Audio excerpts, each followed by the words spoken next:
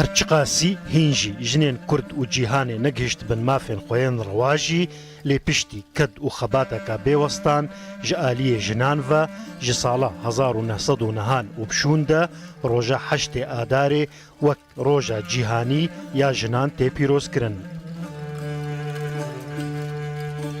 Helbestvanên Kurd yên Rojavayê Kurdistanê jî keda jinên Kurd li ber çavgirtina û her doza azadiya jinan û wekheviya mêr û jinan kirina û qîmeteka mezin dana roja heştê adarê.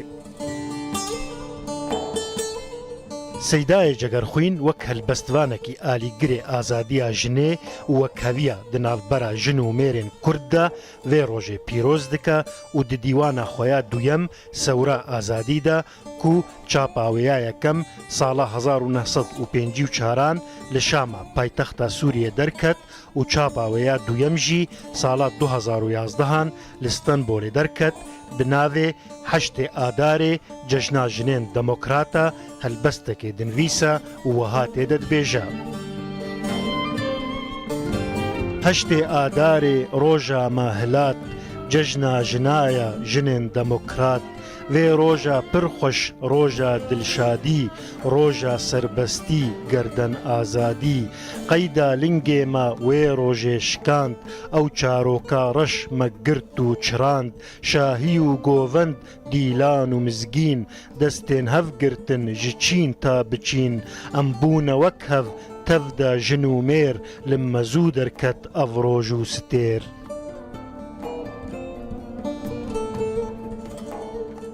Mala Ehmedê Namî yek ji helbestvanên herî mezin ên Rojavayê Kurdistanê bû. Namî yek ji parêzer û piştevanên pêşketin û serbestiya jinên Kurd bû. Lewma jî wî di sala 1905 de bi ked û xebateka mezin dibistaneka Keçan li gundê xwe Tilşeîrê yê li Rojhilatê Qamişloyê vekir.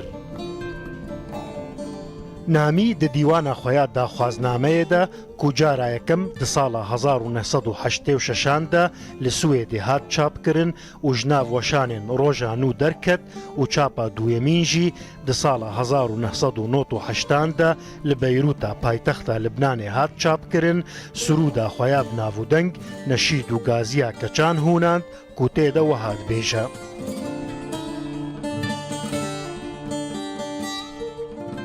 Birayên delal hûn werin xortino bi huşta welat demherin merdino eger hûn neyên vane keç em meşîn besin koletî serfiraz dem bijîn bibin yek bilez xort û keç demherin ji bo serxwebûnê bi ceng û mirin keçim nû geha me dixwazim xebat me canê ciwan daye gorî welat.